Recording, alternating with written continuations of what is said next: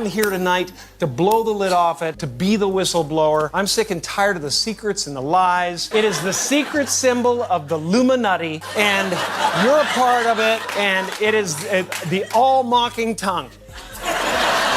That was Jim Carrey on live television, saying what nobody in his position was supposed to say. Now, fast forward to 2026. Practiced it like crazy, but it's then I watched everybody talking 1,000 miles an hour up there receiving their awards, and I was like, I'm dead. And I made mistakes, and I was like a novice. I felt a lot of love, and I felt a lot of appreciation that I tried. That voice, that face, that energy. Does that match the man who once stood up and called out the most powerful people in Hollywood by name? Because Katt Williams noticed something, and so did Monique. Really dressed up for the occasion. You look good. No, Is that an accident? I didn't get dressed up. Who did? There is no me. There's no you. No. We're not here. This is a dream. There's just things happening. It's like icons. Do you believe in icons? I don't believe in personalities. I don't believe that you exist, but there is a wonderful fragrance in the air. Two of the most brutally honest voices in the entertainment industry looked at what happened to Jim Carrey, and what they pointed out has already set the internet on fire. This is where the real story begins. February 28th, 2026, the César Awards, Paris, France. Jim Carrey walked that red carpet to receive an honorary award for a lifetime of work in cinema. On paper, it was a celebration, a victory lap, a moment of industry recognition for one of the most physically expressive, emotionally raw, and genuinely rebellious comedic actors who ever lived. And then, people looked at his face. Within minutes, not hours, minutes, the internet fractured into 1,000 pieces. Social media erupted with comparisons, side-by-sides, zoomed-in screenshots. People who had watched Jim Carrey their entire lives suddenly felt like they were looking at a stranger wearing a very convincing costume. His brows sat higher than anyone remembered. His skin appeared tighter, smoother, not in the way that time naturally treats a person well, but in the way that suggests intervention. His cheekbones looked fuller, his jawline appeared different, and perhaps most unsettling of all, the wildly expressive, rubber-faced energy that defined Jim Carrey for 4 decades seemed somehow dimmed. The comments were immediate, and they were loud. People are completely blind. Jim Carrey was deleted. This is not Jim Carrey. Hollywood is sick. Can the real Jim Carrey please stand up? They must have got to Jim. Now, to be clear, the César Academy confirmed Jim was there. His longtime publicist confirmed it. Representatives told outlets it was absolutely, unquestionably Jim Carrey in the flesh, surrounded by his inner circle, his partner, his publicist, and 12 close members of his personal circle. The institution called the entire online frenzy a, quote, non-issue. And yet, the non-issue kept growing. I wrote it and I researched it and I practiced it like crazy, but it's then I watched everybody like talking 1,000 miles an hour up there receiving their awards, and I was like, I'm dead. They are playing with us like this. There's no way that they're playing with us like this. This is not Jim Carrey. I had a whole bunch of weird paranoid suspicions about what the hell was going on, because there was a lot of stuff I couldn't understand. Right. And nobody was really bothering to explain it to me. They don't. And and I formed a bunch of opinions about the town and about the people in it that were like, surely that couldn't be, because the whole place can't be like, weird town. And here's the thing about that clip that matters more than people realized at the time. Listen to the energy. Listen to the humility.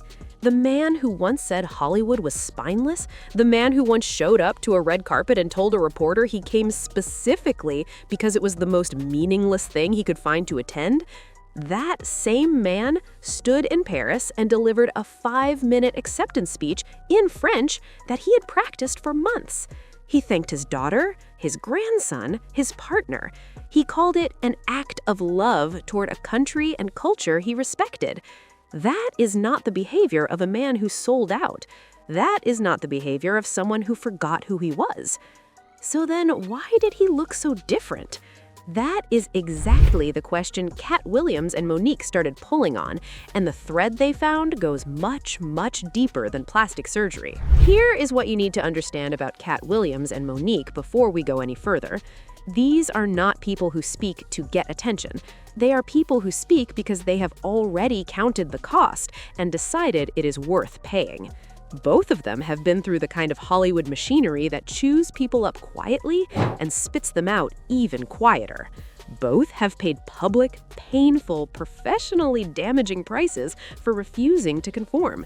And both have spent years saying out loud the things that other entertainers whisper only in private rooms.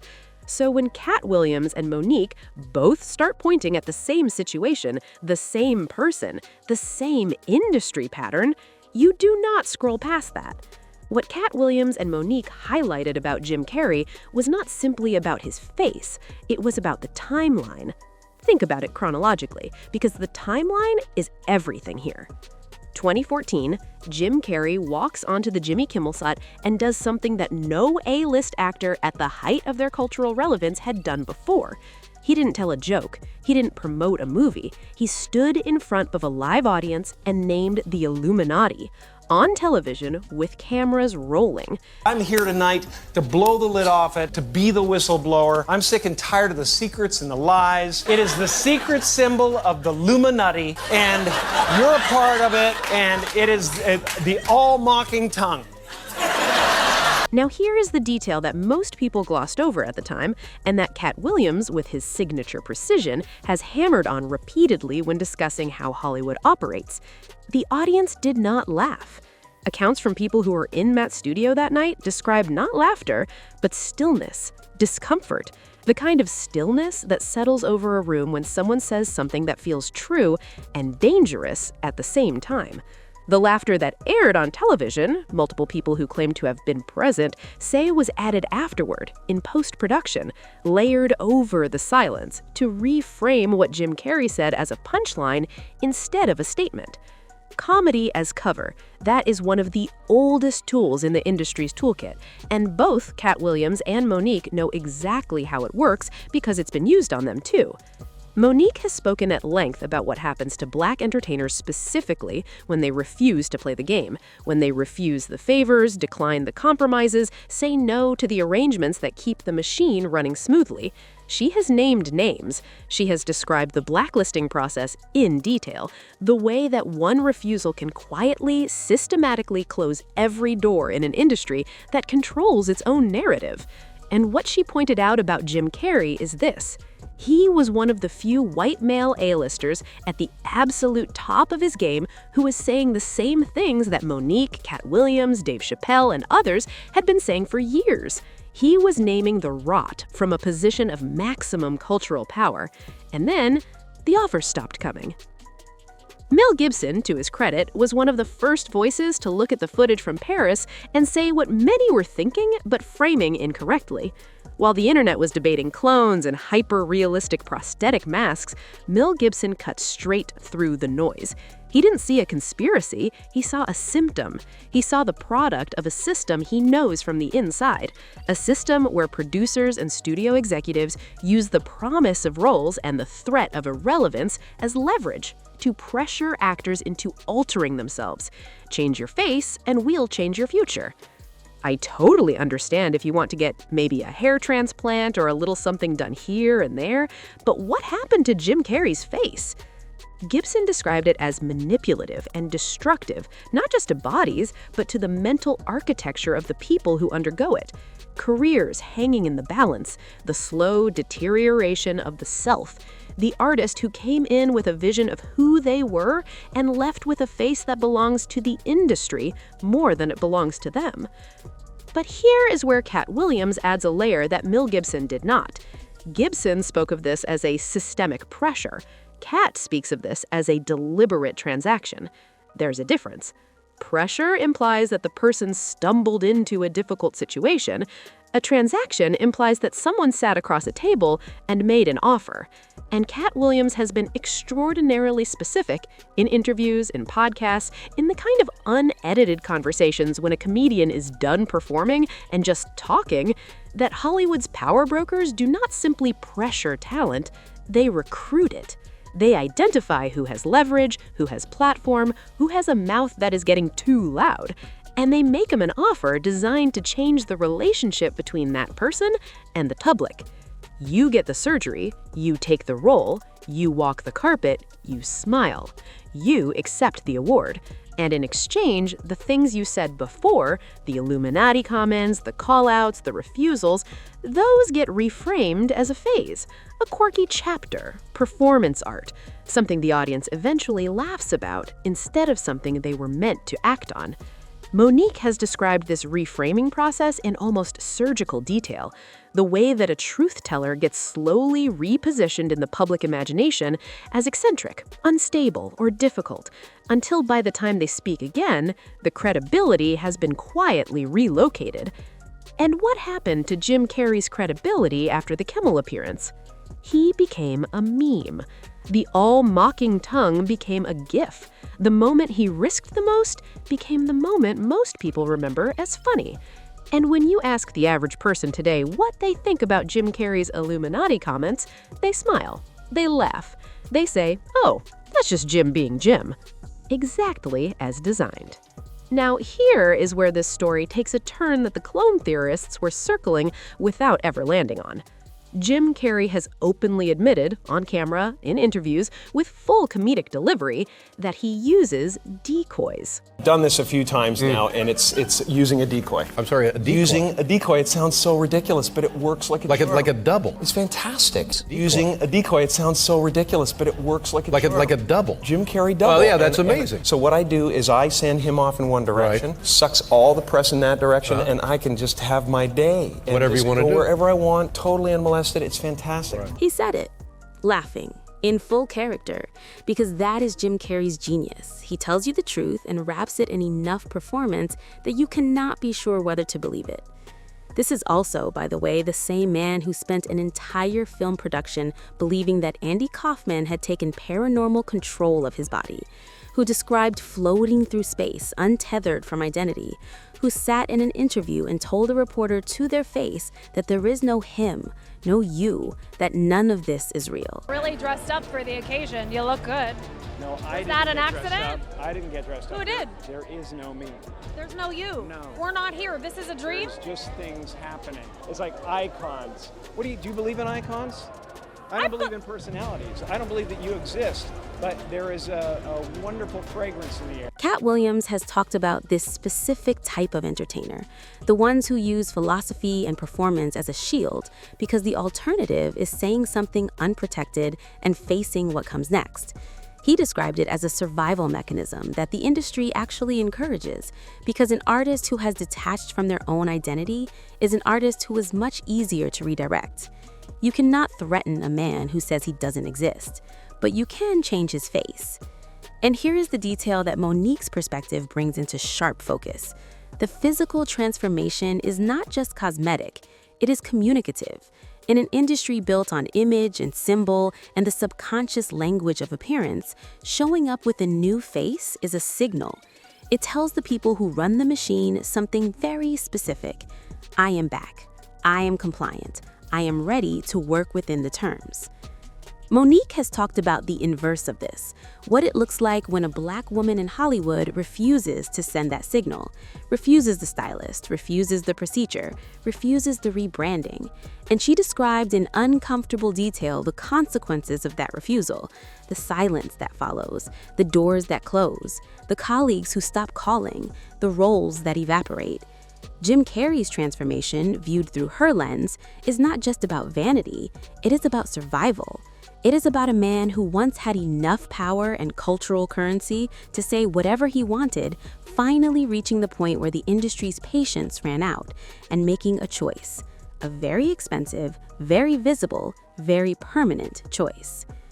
Now, even setting aside what Katt and Monique identified, even if we table the systemic argument entirely, there is a separate layer to this story that most people have not fully sat with: the mask.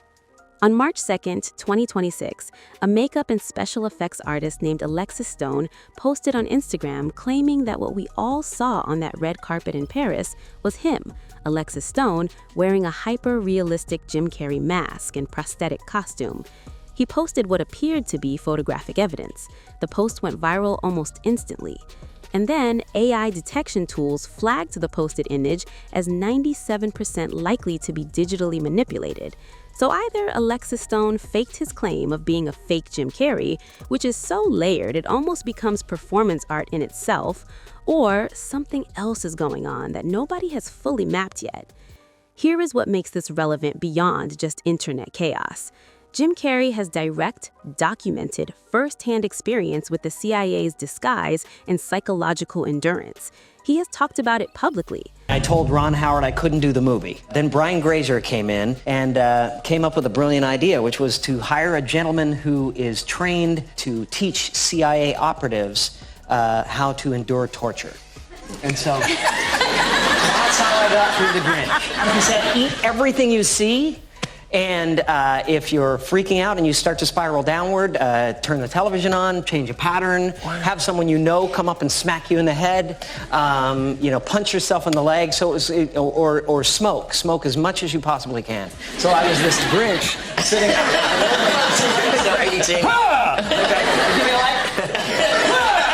He was coached by someone whose professional background was training intelligence operatives to endure physical and psychological stress while wearing a full-face prosthetic suit.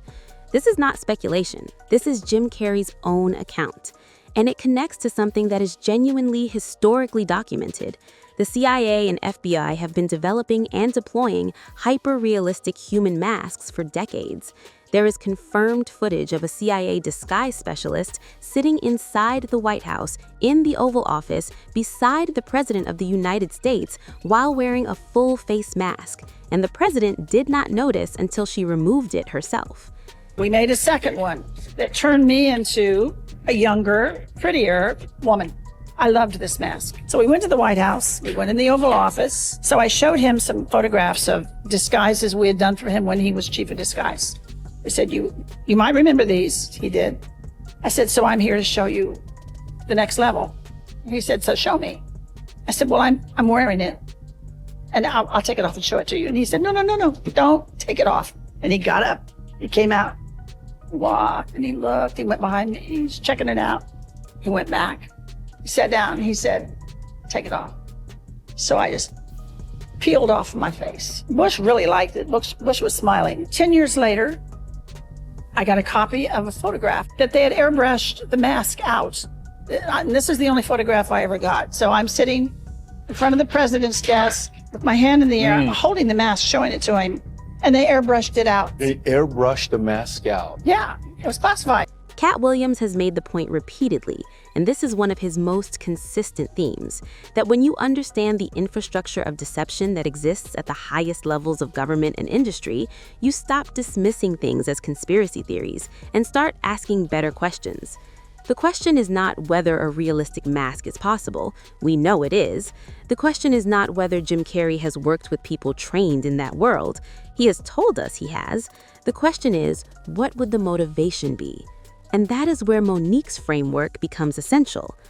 Let's put it plainly, because this is the heart of what Katt and Monique have been building toward with their observations, and it is the piece of this story that no one else has connected cleanly. Jim Carrey was one of the loudest voices in Hollywood, calling out the machine from inside the machine. He named the Illuminati on national television. He mocked the entire award system to its face. He described Hollywood as spineless. He walked red carpets while essentially announcing that the whole thing was meaningless. He talked openly about manipulation of public consciousness. He referenced the rot beneath the glamour. He did it from a position of massive cultural power, box office royalty, generational icon, undeniable talent. I wanted to find the most meaningless thing that I could come to and join, and here I am. And then he went quiet. Years passed. The projects dried up, the public appearances became rare, and when he finally re-emerged in Paris at an honorary ceremony accepting a Lifetime Achievement Award, he looked like someone the industry had finished negotiating with. Monique's specific and consistent argument is that Hollywood does not silence people through violence or threat. It silences them through inclusion. It brings them back inside. It offers legitimacy, recognition, access. It gives them the award. And the price of the award is the transformation, not just of the face, but of the narrative. The man who called out the machine becomes the man who was honored by it. The critique gets rewritten as eccentricity. The warning gets reframed as a phase. And Katt Williams, who has watched this process happen to more people than he can count, pointed out something that cuts right to the bone of this entire story. The most dangerous thing Jim Carrey ever did was not the Kimmel appearance. It was not the Illuminati comments. It was not the cryptic philosophical interviews or the red carpet mockery. The most dangerous thing Jim Carrey ever did was make millions of regular people feel like they were allowed to question the system. That kind of influence does not go unmanaged. He smiled and kept walking. Think about what that means from every possible angle.